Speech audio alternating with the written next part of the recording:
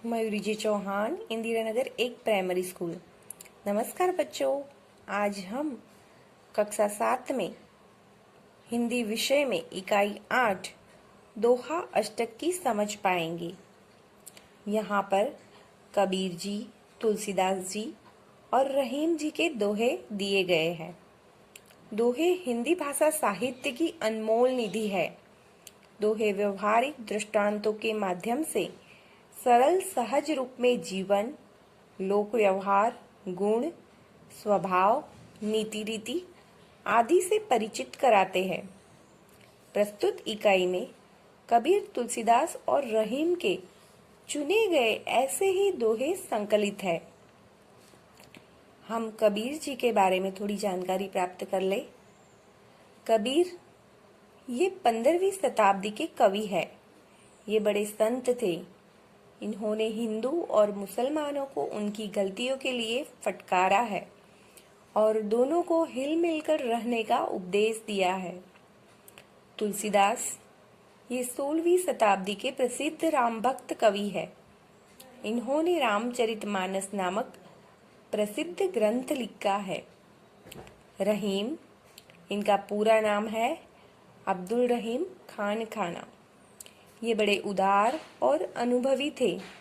हिंदी में इन्होंने बहुत ही सुंदर दोहे लिखे हैं। अब आप इन दोहों का गान सुनकर रसास्वाद लेंगे। बड़ा हुआ तो क्या हुआ, जैसे पेड़ खजूर, पंथी को छाया नहीं, फल लागे अति दूर।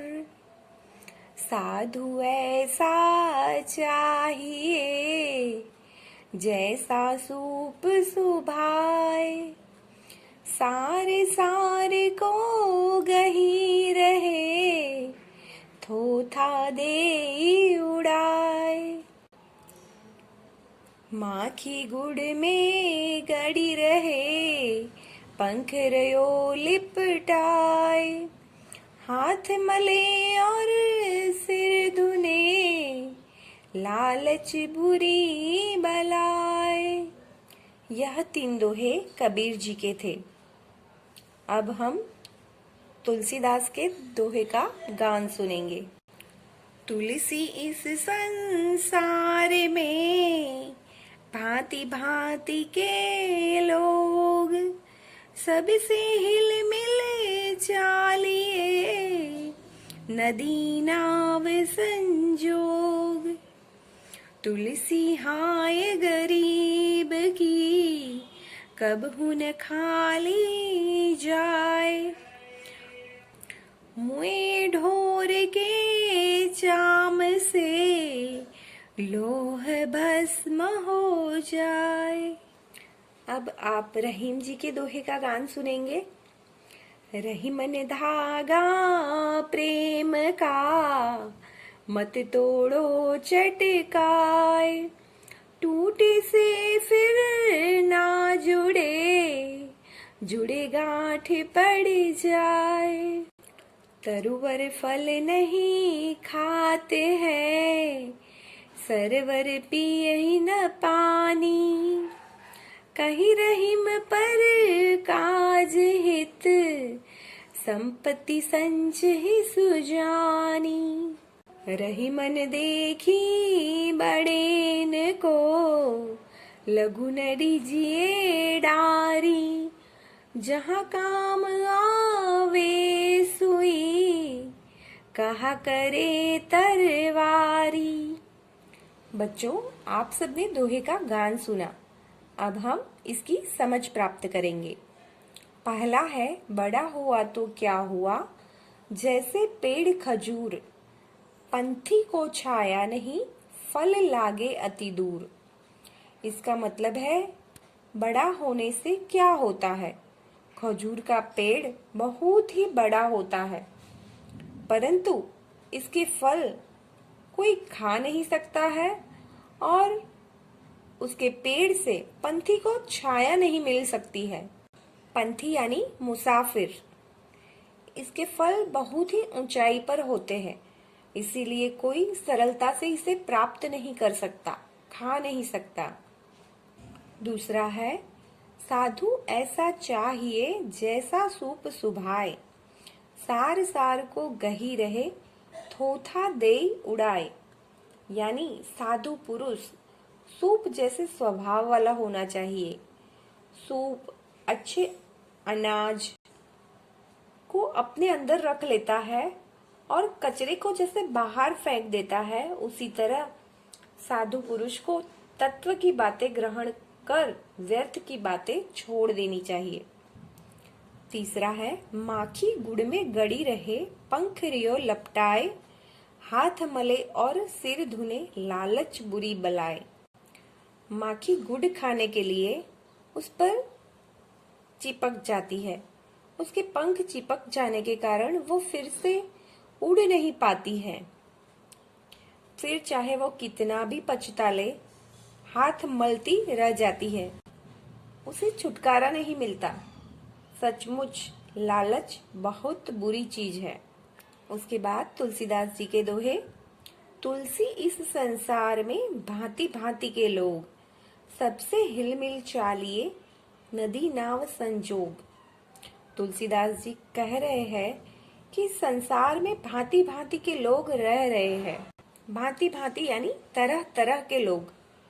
हमें सबके साथ हिल मिल कर रहना है, जैसे कि नदी और नाव का संयोग होता है। दूसरा, तुलसी हाय गरीब की, कभू न खाली जाए, मुए ढोर के चाम से लोहा भस्म हो जाए। यानी कि गरीब की बद्दुआ कभी भी निष्फल नहीं जाती। मरे हुए जानवर के चमड़े से बनी धोपनी से लोहा राख हो जाता है। फिर गरीब व्यक्ति तो जीवित व्यक्ति है, तो उसकी हाय कैसे बेकार हो सकती है। इसीलिए किसी भी गरीब की हाय हमें नहीं लेनी चाहिए। रहीमन धागा प्रेम का, मत तोड़ो चटकाए, टूटे से फिर ना जुड़े, जुड़े गांठ पड़ जाए।